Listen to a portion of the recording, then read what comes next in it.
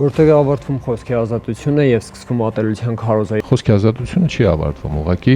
դրա փիլիսոփայությունն այնպեսին է, որ այն պիտի հավասարակշռվի պատասխանատվությամբ։ Ինչ իրավական պատասխանատվության են ենթարկվում այն մարդիկ, ովքեր թիրախավորում են անձնապես քաղաքական գործիչների կամ քաղաքական թիմերի։ Կա ինքնակարգավորման մեխանիզմ եւ իհարկե, ինչպես ասացի, պետության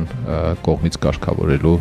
մեխանիզմ։ Ալգորիթմը նաեւ խրախուսում է զուտ մեկնաբանությունների ակտիվությունը անկախ նրանից, թե ինչ բառամթերք է այդտեղ օգտագործվում։ Ոնց որ շահ ուղղակի չունեն հարթակներ ատելության խոսքը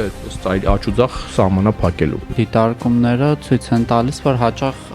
լրատվամիջոցները իրենք են հրահրում ատելության խոսքի ձևավորումը մեկնաբանությունների դաշտում։ Կա նաև հակառակ process-ը եւ քաղաքական գործիչների կողմից թիրախավորվում են ԶԼՄ-ները, որովհետեւ նրանք պիտի Երևան, որպեսզի նրանք ընտրվեն, կամ դառնան իշխանություն։ Լրագրողներ առանց սահմանների կազմակերպությունը հրապարակեց ռեյտինգներ, Հայաստանում խոսքի ազատության վիճակի